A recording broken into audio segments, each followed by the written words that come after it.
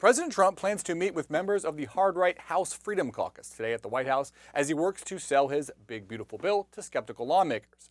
Members of the Freedom Caucus say they are worried about the bill's impact on the national debt. It'll add more than $3 trillion in deficit spending over the next decade, according to the nonpartisan Congressional Budget Office. Moderate Republicans, meanwhile, say they are concerned about the bill's impact on social safety net programs. Over 10 years, the bill would kick 12 million people off Medicaid and cut benefits to 3 million people on food stamps, again, according to the CBO. Jesse Burns, senior editor here at The Hill, joins us to talk about the latest. Jesse, I feel like I've seen this movie before. Freedom Caucus says they were sent to Washington to stop deficit spending. This bill does not do that, so we won't support it. Then Trump comes in, twists some arms, and they fall in line. Any reason to think this won't happen again? Well, you're right. It certainly feels like Groundhog Day, and it does, to some extent, feel like the writing is on the wall. This is the single biggest piece of legislation in Trump's second term, and he will be going to the mat to get Republicans in line to get this through. Now, the House narrowly passed this bill by one vote back before Memorial Day. The Senate, after a lot of wrangling overnight, finally passed this bill. Now it's back to the House to adopt this. Many House Republicans are looking at this bill, some in sheer disgust, because they passed it back in May under the idea that the Senate would not make a lot of huge changes, and if they did, they would be more moderate changes. The Senate went deeper in terms of Medicaid cuts. They went deeper in terms of the deficit concerns that many of these Republicans have. Those concerns are still very much evident. So the president meeting today with different factions of the House Republican conference to try to get them on board with this bill. Republicans still can only afford 3 defections. Right now, at least half a dozen Republicans have signaled that they're on the fence or are opposing this bill, and a lot of these Republicans have very deep concerns over not just the deficit, but also the Medicaid changes and other provisions that they think are worse off after this bill passed the Senate. Accusations that blank Republican mortgaged our children's future by voting for deficit spending, that has been a potent political message in Republican primaries over the last decade and a half. Do you think Republicans who vote for this are putting themselves at risk, or is the cover of Donald Trump's support, does that trump that?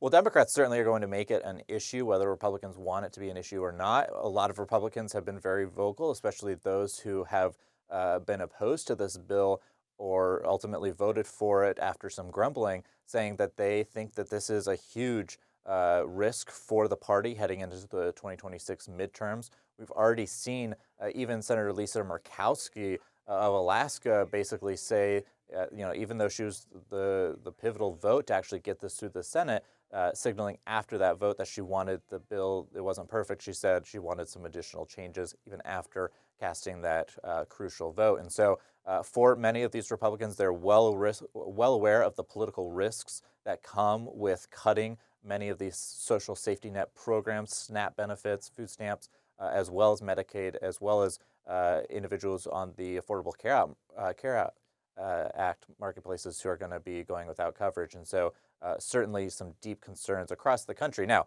does Trump provide political cover for them? Yes, absolutely. But the question is, how much is he going to be out there on the campaign trail supporting these vulnerable Republicans? That's a big question mark as it remains. Yeah, and I'm specifically also interested in what happens in Republican primaries. I think an endorsement from Trump still is probably very potent and important there, but an accusation that you voted to increase the deficit and the debt by X number of $1 trillion seems like that could be damaging in a Republican primary where you have just the base of the party showing up.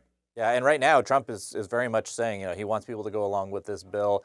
We've already seen the power of the presidency, the bully pulpit, be used once in the House earlier this year, trying to get Republicans in line to inevitably pass it. And for Trump, he wants the win. He wants the ability to tout this, and he will. He has a long memory when it comes to people who do oppose him, and so certainly the specter of primary challenges for those who don't go along is very great, but the sheer reality is Republicans, if they have more than just a few defections, they're not going to be able to get anything done. And so there is a huge pressure campaign right now on the part of the White House as well as the House GOP leadership to get these Republicans on board. You know, the polling on the big, beautiful bill is not that great. There were a bunch of surveys done throughout June. Opposition to the bill far outpaced support in really all of them. Now, when you break it out by specifics, like Medicaid work requirements, the numbers tell a different story. Quinnipiac basically had voters split on that issue in its latest survey. I have a theory, Jesse, that calling it the big, beautiful bill makes it a tougher sell. When you look in these surveys, a lot of people just don't really have an opinion. I don't think they actually know what's in it. Maybe they should have called it something like the Tax Cuts and Ending Waste, Fraud, and Abuse Bill. Yeah, well, this is, going back to Trump, this is the biggest piece of his legislation in his second term. And so, this is not just Medicaid. This is defense spending, border spending, extending the 2017 Trump tax cuts, trillions of dollars worth of tax cuts, SNAP benefits and reforms, healthcare benefits and reforms. These are major pieces of this, as well as rolling back a lot of the green energy incentives in the Biden Inflation Reduction Act. And so this is a sprawling piece of legislation, and we have seen Trump try to, as the ultimate kind of marketer, go out there and paint with a broad brush, saying this is a beautiful bill. Democrats, of course, saying it's an ugly bill, and even some Republicans saying that it's been ugly until they've gotten some of their amendments adopted. And so, Trump is going to tout this at the end of the day, regardless of the number of amendments and provisions that are struck or added.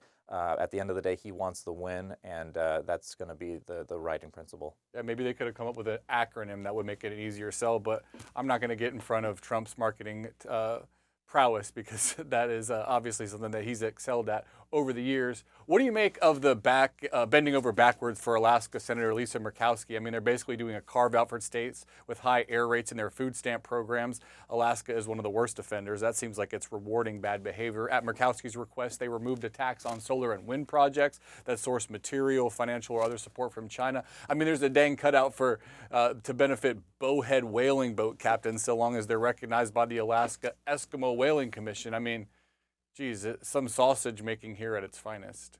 Yeah, and the reality is food stamps, big issue in Alaska. 1 in 10 Alaskans are on food stamps. The error rate, as you mentioned, for Alaska is more than twice the national average. And so it's certainly a concern for appropriators and for legislators when it comes to actually providing those funds. And so for Murkowski, she certainly wielded her power in the Senate and definitely rankled some of her GOP colleagues on this issue, like Rand Paul and others, who are worried about the deficit, worried about increased funding, and essentially saying that Alaska is getting some have termed it a bailout, or getting a special exemption that the rest of the country isn't. And so Murkowski certainly exerted her political influence during the vote-a-rama, the amendment process in the Senate. She was able to get certain carve-outs for Alaska that other senators weren't. And to some extent, it's that kind of tussle between senators of they have their interests nationally, they're federal legislators, they're passing bills that impact all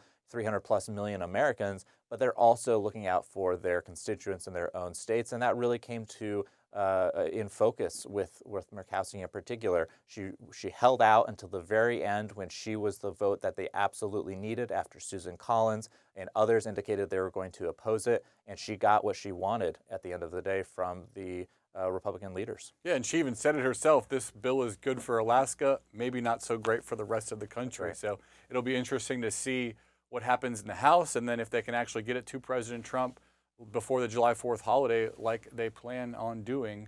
We'll continue to follow it, but for now we will leave it at that. Jesse Burns, thanks so much for your time. Thanks, Drew.